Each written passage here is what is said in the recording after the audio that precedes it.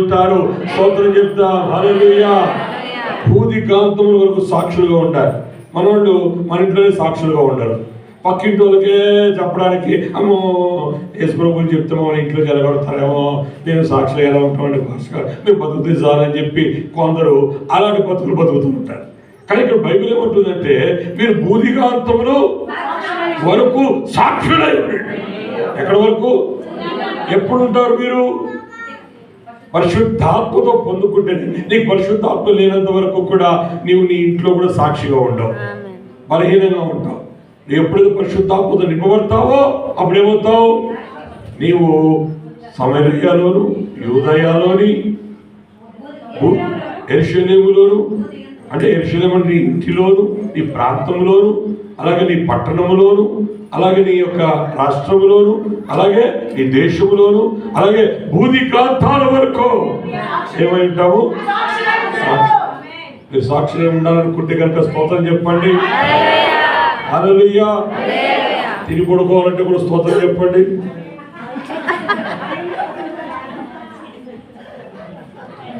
మన భూదిగాంతం వరకు సాక్షులుగా ఉండాలని బైబిల్ చెప్తుంది.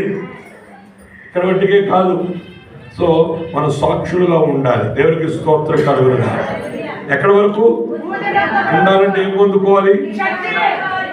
శక్తి పొందుకోవాలంటే పరిశుద్ధాత్మ ద్వారా పొందుకుంటావు. నీవు పరిశుద్ధాత్మ శక్తి పొందుకున్నట్లయితే నీవు సాక్షిగా ఉండగలుగుతావు. యెరూషలేములో ఉండగలుగుతావు, యూదయలో ఉండగలుగుతావు, యెరూషలేములోను, యూదయలోను, సమరయలోను, భూదిగాంతముల వరకు ఉండగలుగుతావు.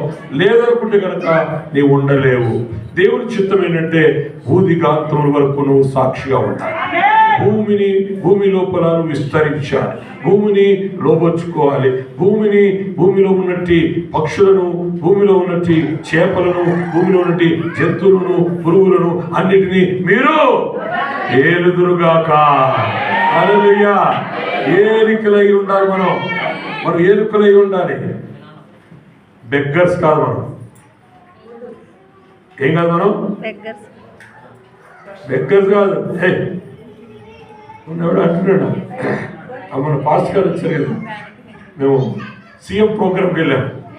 సీఎం ప్రోగ్రామ్ సెమీ క్రిస్మస్కి వెళ్ళాం కదా, 20వ తారీఖు నాడు. 20 కదా, 20 వెళ్ళాం. ఆవిడ పాస్ట్ గారు వచ్చాడు, మన మధ్యలో వచ్చి మందులో ఇచ్చాడండి, అనిల్ షబ్రాయ్.